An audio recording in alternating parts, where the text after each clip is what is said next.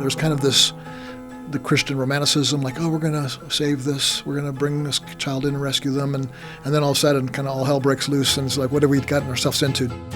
Perhaps nothing is harder than watching someone you love choose a life that will hurt them. Today we're joined by Judy Douglass, who shares about her life with a prodigal son. More than anything, she emphasizes how the journey alongside a beloved prodigal is never easy, but always worth it. Before we join Gary and our guest, please take a moment to check out David Wilkerson's audiobook, Have You Felt Like Giving Up Lately? It's available now as a free download at worldchallenge.org.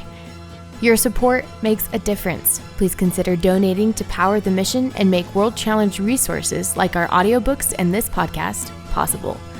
Now, here's our host, Gary Wilkerson. Welcome to the Gary Wilkerson podcast. We're thrilled to have you with us here today. We're continuing talking about issues that I believe are really important in our lives, real down-to-earth stuff. And so we're thrilled to have with us in the studio today, Judy Douglass. Welcome, Judy. Thrilled to have you with us. Absolutely delighted to be here. Thank you, Gary. You just shared to our staff at a devotion a really precious message about mercy and love and grace, particularly in dealing with prodigals. So you've written this book called When You Love a Prodigal, and you and your husband are presidents and leaders of Cru. Some people know it formerly as Campus Crusade for Christ, but it's Correct. Cru. And this book really ministered to me and my wife. It's something that we have dealt with in our family more than we wanted to. Almost everyone knows someone who Yeah. is making those kind of destructive choices. Right. Is this a topic you were always thinking about, interested in, or did something happen in your life that sort of piqued your heart's interest in this? Yes, it stabbed me in the heart you, more not likely. just touched. Yes, we had two wonderful girls and had moved from California to Florida. And God said, I have a gift for you. I'm sending you a son. I said, okay. I wasn't really looking to have more children. And he said, well, I'll take care of it for you. And so we'd only been there a few weeks when a new friend said, do you know someone who could take an 8-year-old boy? And I went, maybe. And God said, this is the gift I have for you. And so it took a year with the county and everything. He'd been taken from his birth mother because of neglect and the danger she put him in. She's an alcoholic and drug addict and a lot of unsavory people around. And so they were looking for a home, and he was going into foster care, and God said, yep, he is my gift for you. Took a while, and he was almost 10 when he came to live with us. Okay. And how old were your daughters at this time?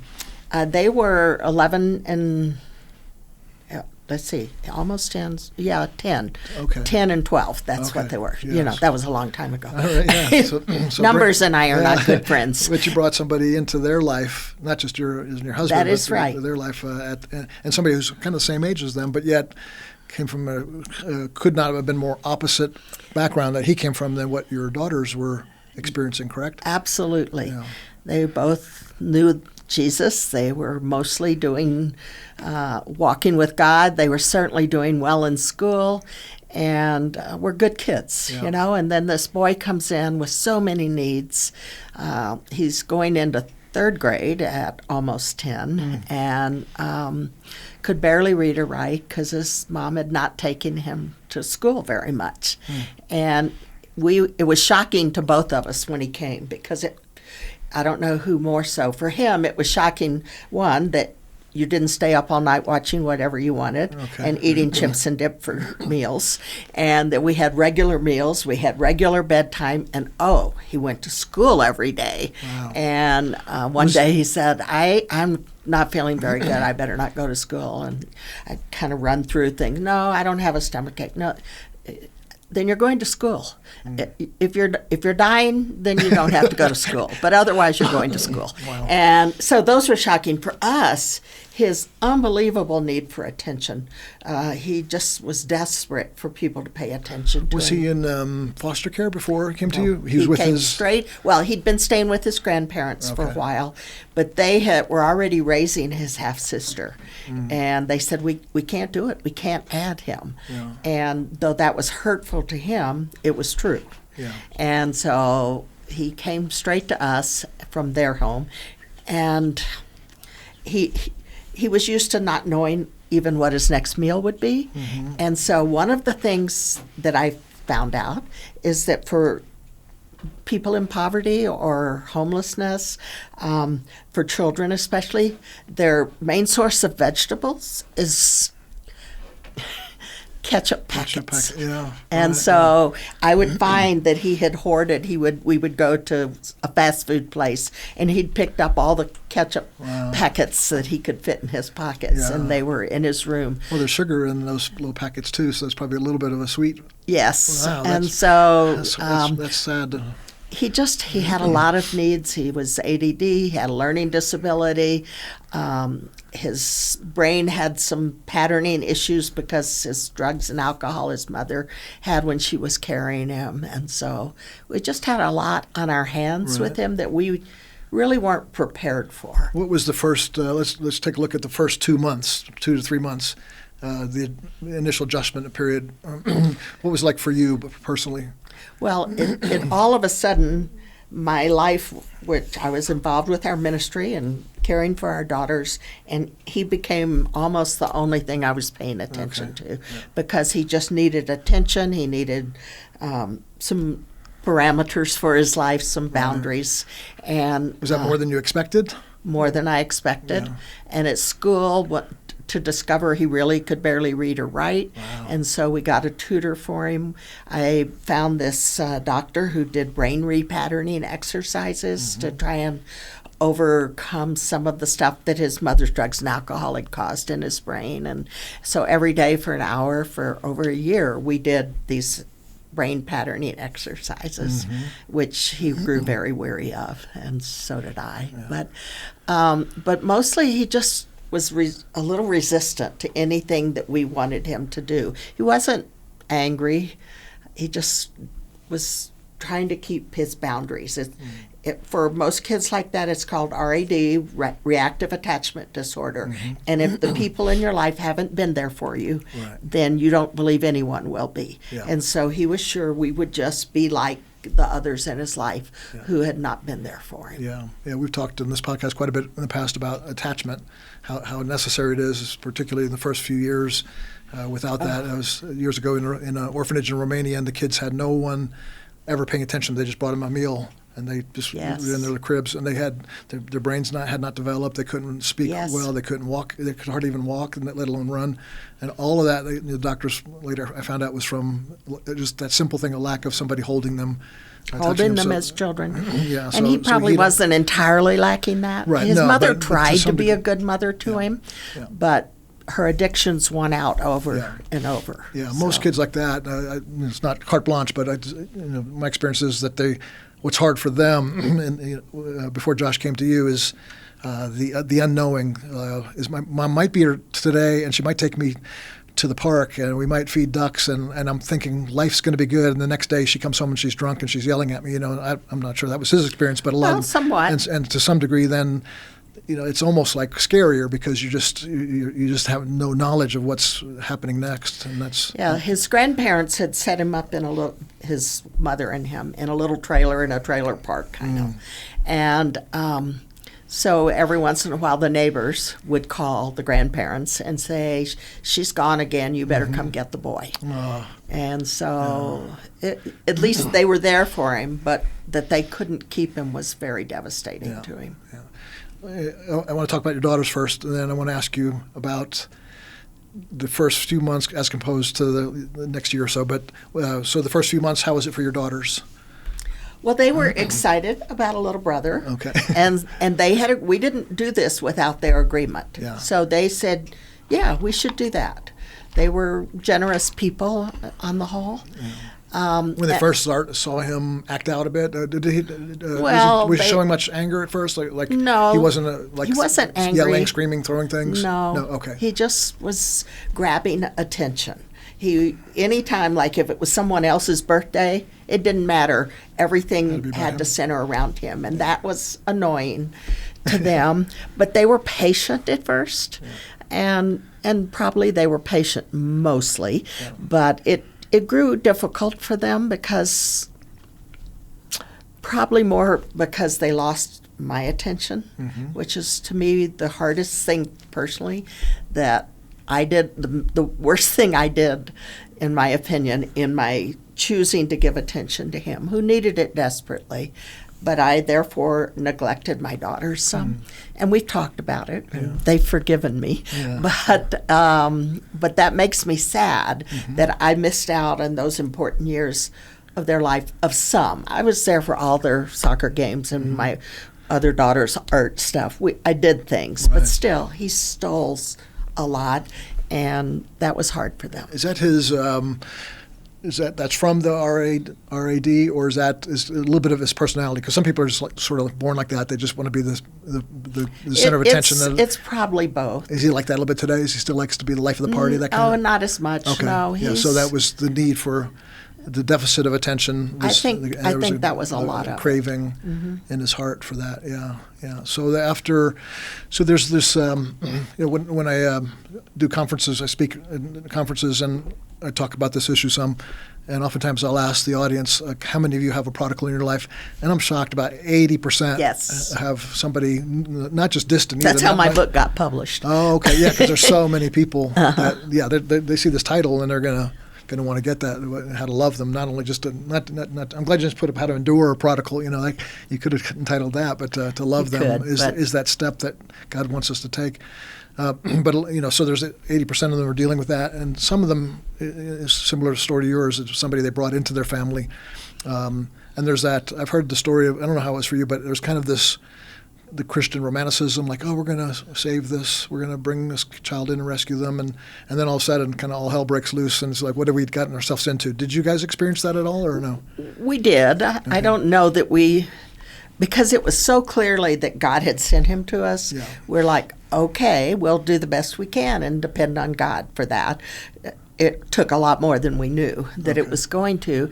But I know so many people who have done foster care or adopted, and for all of them, it is almost always harder than they thought it would be. For some, it's extremely harder than they thought it would be. They just, even if you in the process of getting accepted to do this, you're supposed to learn these things.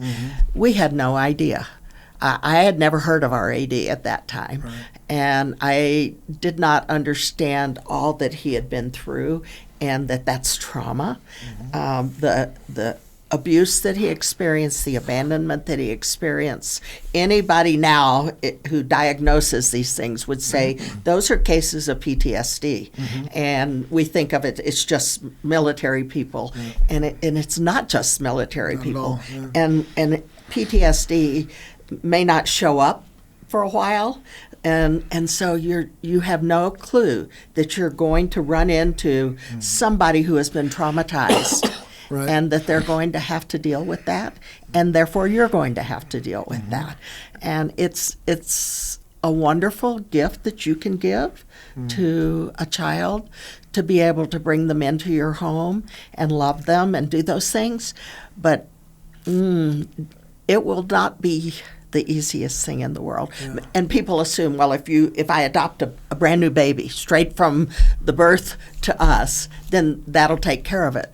No, because there's a hole in their heart that there's a book about that they knew that mother, and even and this isn't that mother, that person, and so there's a lot of issues that people are increasingly understanding, and I hope therefore people are learning. Yeah. It's a wonderful thing to do, but it will be harder than you think. That's good advice, to make sure it's God. Make sure that God is telling you to do this. And that's what I tell people. They say, well, should we think of adopting? I said, well, actually everyone should, because that's what God did. He adopted us. Yeah. And he says we're to care for the homeless and the fatherless. Yeah. And so absolutely, we should ask the question, do you want us to do this? But you better hear him and not do it unless you have that, because it will take supernatural wisdom and strength and endurance and love to be able to live through it well. Well, reading your book, it's obviously that God gave that to you, that supernatural strength and love, because He, it's not a story of, he came in your home at 10 and then and then, praise God, everything got worked out well from that point on. You hit some real roadblocks there. Can you tell us a little bit about what happened in his life, say from 10 to 18 or so? Yeah, I'll try to be brief. Okay. At first, it was just for the 3 years he was a foster child. It was primarily dealing with his educational issues and his attention needs and the ADD and his resistance to any kind of structure in his life. And those were, and the chaos that he and his friends, it was like we basically had a peaceful home. And he came in and it was chaotic. He was noisy. He was never-ending motion, and his friends were similar, that he would make friends. And so that was challenging. When we adopted him, we really thought it would change, that there would be a security in that. Mm-hmm. And it didn't happen at all. He went into middle school, and middle school, as everyone knows, is a challenging place. Mm-hmm. And he was in a Christian school, but it was, not then. That was in elementary. We put him in a public school. He begged.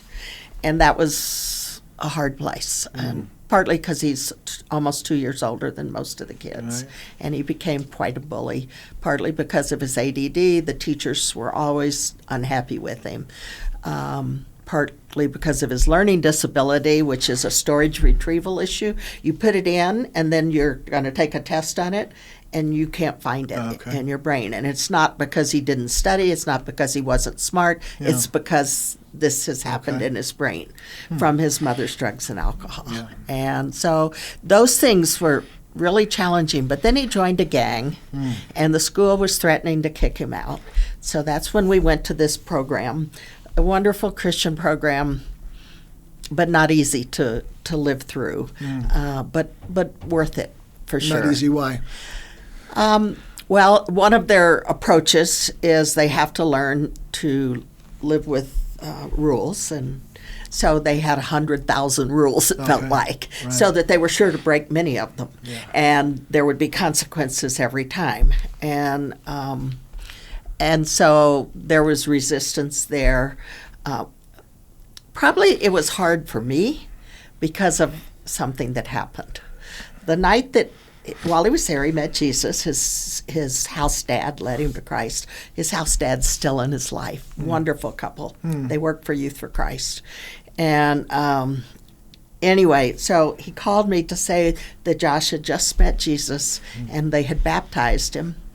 And that night, I had a conversation with God, and it was almost like a vision of God's above me, and he has this huge vat, and he's opening me up, and he's pouring into me what's in this vat. And I said, "What is that?" And he says, "That's my love for Josh. I'm going to share it with you." And then he said, "You're going to need it."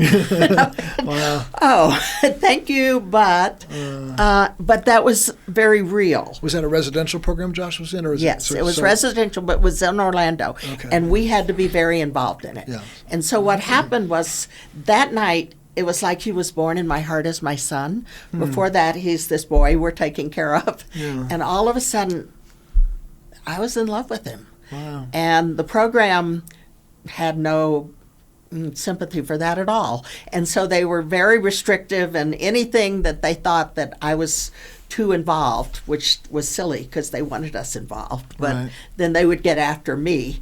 And so it was hard to have him at the time when I would love to be connecting more with him. And we were on Sunday afternoons when we went to spend time with him. But it was just hard for him because it was so restrictive. And he learned, like most of the kids did, you learn to work the program. And so he learned to do what he had to do to go graduate up to the next stage so that he would get out. Okay. And he became good at that. But it was just was a challenging time, but it was still good because he did learn and grow a lot. And when he came home from that, he was in a good place, wanting to walk with the Lord, wanting to make good choices for his life. It must have been encouraging to you. Oh, very. You're hopeful. Okay, girls. we've come to a new place. Yeah. I've experienced that as well. That up and down, that roller coaster. It's almost harder than if they're sort of like staying in one, either staying good or staying bad, because it's consistent. But that roller coaster thing can really break the heart. It does. Yeah. And I started homeschooling him to catch him up, and then he begged to go back to school. And so we said, all right, we'll try it with, all sorts of boundaries. Is he in high school at this time or not yet? He was ninth grade. Okay, yeah. So that's high school. Yeah. And because he's 2 years older, he has a driver's license. Oh, okay. Oh. And his grandparents gave him a car. And so he's going to school. And I don't think it was even 3 weeks before he was back with his old friends. Yeah. And they just increasingly made bad choices, and school was an issue. I asked the school to tell me when he wasn't there, and they didn't do it.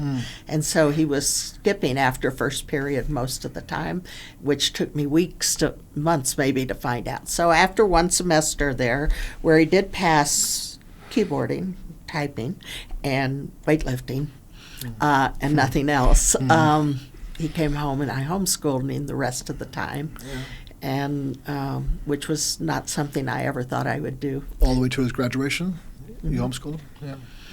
When he turned 18, which of course he's 2 years ahead, kind of age-wise, he says, I don't have to do school anymore. I said, you're right, you don't. And so he said, well, I quit. I said, your choice. And I said, you'll be sorry. And after about 6 months, and nobody would hire him because he didn't have a high school diploma, he came back. He said, can I finish school? I said, it's up to you. I'm willing to give you another chance, but you have to do it. I can't do it for you. And so he did, and he did finish, and he graduated top in his class since he was the only one. We did a whole graduation ceremony, and it was a big deal that he finished high school, because that was not something that looked like it was going to happen. And we did creative work, and the supervisor I was under at this program for the school said, I think this is the most creative education I've ever seen. Because of his learning disability, I had to turn things into things that would work for him. So mostly he did open book tests, and he learned actually a better skill than memorizing. He learned how to find what you need. And he could do it. And so it was good. The nicest thing that's happened for him educationally is YouTube. Now, because he doesn't learn by reading, anything he wants to know how to do, he watches a YouTube and he can do it. And I go, boy, if they'd had that when he was in school. But while he was graduating, he was still in the gang and still was no at that point. Well, not a gang. No, he wasn't. He had been. Drugs and alcohol, or no? Yeah. Oh, yeah. So that was a season you were talking about this morning about him, that nervous time in your life where you didn't know whether to be the hospital or the police. This was around that time. It was during that time. Yeah. He had friends. Some of them were neighborhood. Some of them were gang friends. Some of them were from school. They were, he had a group of people, and all of them were making bad choices. They joked over. Several of them had the same probation officer, and so they would get drunk, they would go party, they had girls, and my husband and I are traveling a lot at this time, and the girls are in college or about, and so it was challenging to make sure that until they're 18, you don't get to suggest they're moving out. So we were trying to help him. So we had a wonderful young man who worked with Crew, who became his friend, And whenever we traveled, he would come and stay at our house. And Josh joked. He says, "So is Larry my babysitter?" I went, "Oh, no. Larry's here just to watch the house so you and your friends don't destroy it." Yeah, right. And but I just had a conversation with Larry the other night, and he loves Josh, and Josh loves him, and they have a good relationship. So God brought people into his life which were part of the roller coaster, actually. Mm-hmm. There was Larry. There was Josh McDowell, who came into his life and kept him for a whole month. When Steve became president of Crew, Josh said, "I have a gift for you." He says, "I'm going to take your son for a month." We said, "Okay." That was a wonderful time. And Josh comes home and he's ready to walk with God. And then there was this young Christian surfer who started spending time with him. And God did that over and over. And so he would be crashing and somebody would come in his life, and then he would come back and try and make good choices. But he just didn't have any ability to stick to those things. But having especially with somebody with that attachment disorder, having those mentors and those friends and that community surrounding. I was just reading the last couple of days the parallel of John 5 and Mark 2. Mark 2 is the men they come before men and they break through the roof because they couldn't get to Jesus. So this guy was a paralytic, but he had obviously somebody that loved him and cared for him to bring him to Jesus and lay him at his feet. He had to get up himself after he hears the command, but so people can bring you to Jesus, but you got to get up and follow him. But then the other guy at the pool of Bethesda, he says, "I have nobody." And so he's there 38 years. So definitely, I see in that, I see that in my own son's life. You see that in Josh's life, that these friends, I think they are where they are today, not just because of praying parents, which I think is certainly. I thank God all the time for the people that he brought in to our son's life. And you said that this morning, to be intentional about trying to get people to move into their life a little bit, and then don't be afraid to ask, please come over and. And I did that with Larry, and Larry proved true to do that. Yeah, he was very faithful. Wonderful. He's the one who bailed him out of jail one time. Amen.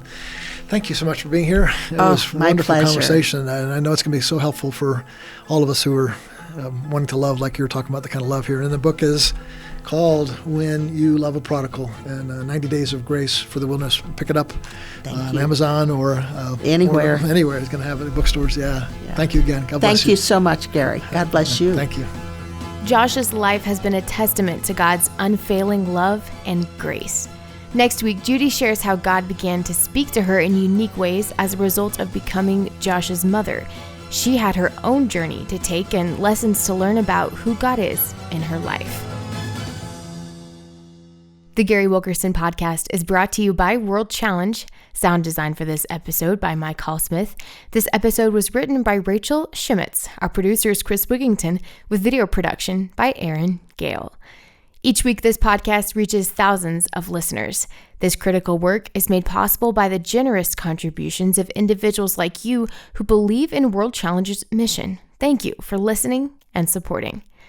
We hope you tune in next week to the Gary Wilkerson podcast. Until then, do all you can to live a better life and make a better world through Jesus Christ.